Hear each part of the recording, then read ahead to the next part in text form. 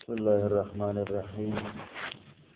وعن النبي صلى الله عليه وسلم قال شر الطعام طعام الوليمة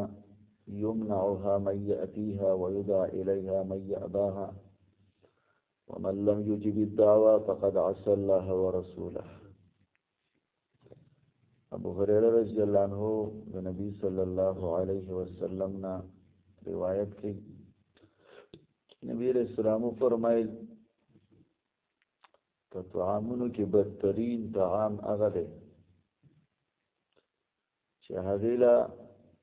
هغه څوک راشي چې هغه ته انکار کوي او هغه څوک ته منع شي چې هغه دې ته راځي. یعنې چې څوک د دې حقدار دی هغه ته منع شي او چې د څوک د دې غیر حقدار دی نو هغه له دعوت ورکړي شي. یا نبی علیہ السلام فرمایل چې دعوت قبول نه کړ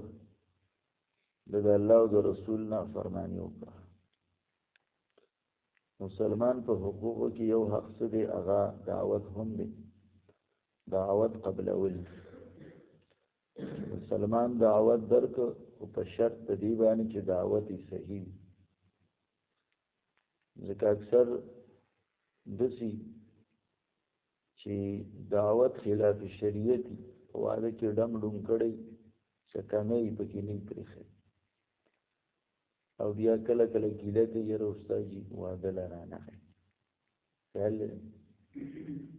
بیا کله کله داسې کارم کېدی شي باید سړی زوروري نو هغې ته موږ حاضري وکړو ورشو حاضري ورته وکړو خو خوراک پکې نه کوو چې دا ستاسو فکر دي خبرې نه بس تاله زه رالمه تا ته مې حاضري وکړه نور اخوا زما خېټه خپله ده که دې خورم او که نه خورم صحیح ده که نه ستا دې کې کار نشته ستا خبره په اوس ګوره دې ځای کې مسله دا مو شو ستا دعوت هم ما قبول کړو ځکه تاله رالم زه البته اخوا خوراک شریعت ماته وایي چې دې ځای به خوراک نه کړي الله ماته وایي د الله رسول ماته وایي نو اوس تا ومنم که د الله او د الله د رسول ومنم. د دې وجې نه که یو سړی دا غواړي چې زما په واده دی او دعوت ته پای کې د نیکان خلک شریک شي او هغه دې وخوري نو د دې نه مخکې لږ سوچ پکار دی چې دی په دې دا واده خلاف شریعت ونه کړي. علماء کې عالم تیر شوی دی اشرف علي تانوي رحمه الله دوی زمونږ رشتہ دارو کې واده و نو هغه هم پکې کامې پرې نه ښودو بس خو که نه جړاګان دي او مطلب دا دی چې ډمې دي او خوا دې خوا بس چې څه ووایي پکې وکړه. وایي زه لاړم بیا څه وخت بعد مبارکۍ له لاړم چې لاړم ما ته تپوس وکړه چې څنګه چلی څوک خو خفه نه دي چې نه چې څوک هم خفه نه دي ټول خلک خوشحاله دي. البته که څوک خفه شوي دي نو په هغې باندې ما جرګې وکړې هغې باندې ما جرګې وکړې او هغې مې راضي کړه ما ته چې سوچ وکړه څوک به خفه وي چې نه نو څوک هم خفه نشته چې څوک خفه و په هغې ما جرګه کړله وایي ما ورته چې الله او د الله نبي دې خفه کړی نور خو څه کوې که نه زموږ کوره چې مبتدیانو کې واده و نو ما ته دعوت راکړی سره د ټولو خو زه هفتوار درس کې را روان وم نو هغه ځای کې مې هغه حالات په خپله ولیدل او ما ته ویلي وایي څه پکې نشته بیا یې راته وویل چې دا وړو چرتان څه کوي چې کله زمونږ خو بیا داسې زړه دی که نه چې بیا لکه نه برداشت کوي دا شي هغې هلاشیانو کې ګڼه مړه کوله وړو یار څوک چې راځي دي ما ته وایي چې لکه پردي کسان راغلي خو بهرحال هسته چې زه وللاړم بیا پنځه شپږ ورځې بعد بیا ماښام مې ورته ټلیفون وکړم زه درځم بیا زه لاړم مبارکۍ له مبارک کېناستم ورسره خبرې اترې وشوې ناوخته پورې بیا ناستو بیا په شګه مو لګولې او بیا مې ورته وویل ما ته چې ته ولې واده پوره ګرځېد نه شو ما ورته پاکه راته ویم که دروغ ووایم پاکه ووایم مې خفه کېږي خو نه که نه نه مې د جمعې په شپه چې په دې ځای زه تېرېدم نو په دې لاچیانو کې غره پروت وم نو ما وویل چې یاره بس دعوت خو خسري را کړې په ما ګراني ولکه الته کې الله او رسول هم ډېر ګران دي پوه شوې نو مې بس بیا زما طبیعت نه برداشت کوله چې دا شی څه دی دا شی ټیک نه دی بهرحال مسله دا درنو هغه یو سړی دا و چې زما په دعوت کې د نیکان خلک شریک شي نو هغه د مخکې نه لږ سوچ وکړي د مخکې نه دی لږ سوچ وکړي او په بل روایت کې داسې راځي ابو هريره رضی الله عنه هغې تفصیل کوي نبي علیه السلام وایي بدترین طعام هغه دی چې هغې ته مالدار را وبللی شي او غریبانان پرېښودلی شي او اکثر زمونږ طعامونه خو دغسې دي زمونږ ټول دعوتونه په دې طریقه باندې روان دي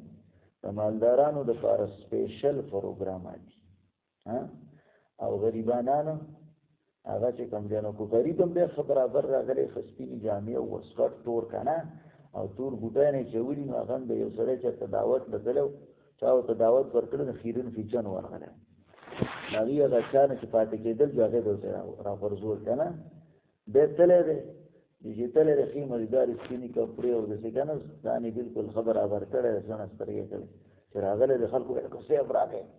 صیب راغی پوه شوې نو ښه خسیس بیا ورته بیا څه کېدی خوده نو هغه د بلا به چمپو یو به نوڼۍ رااخېسته او دې کپړو پسې به داسې مګله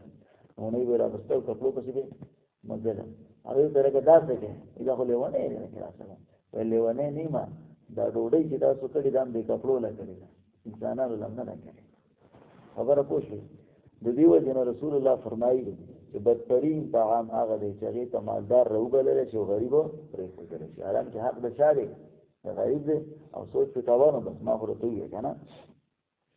او اکثر په دې خادو کې اوس دا پروګرام وي چې د څاروو په شان خوراک کوي څاروی په ناسته خوراک کوي که په ولاړه کوي په ولاړه قرآن ذکر کوي چې د کافرو کاردار دی چې دوی به په ولاړه څه کوي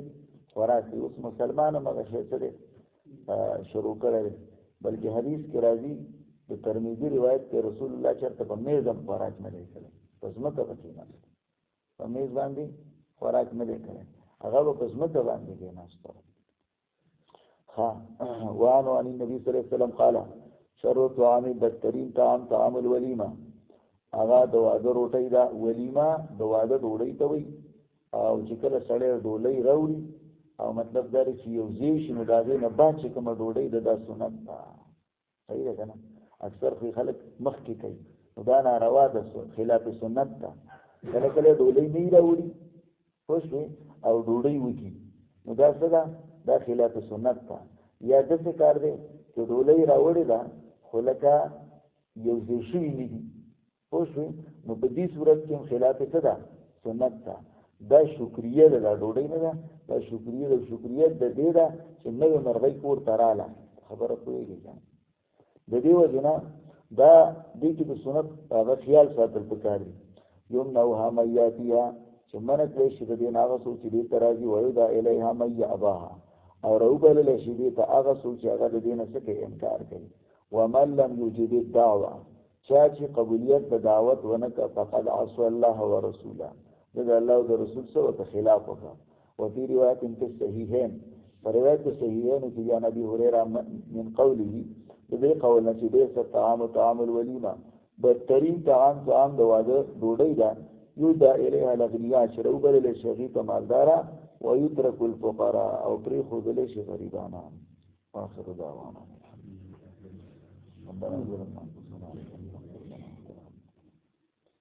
ربنا وعدنا ما وعدتنا على رسولك ولا تخزنا يوم القيامة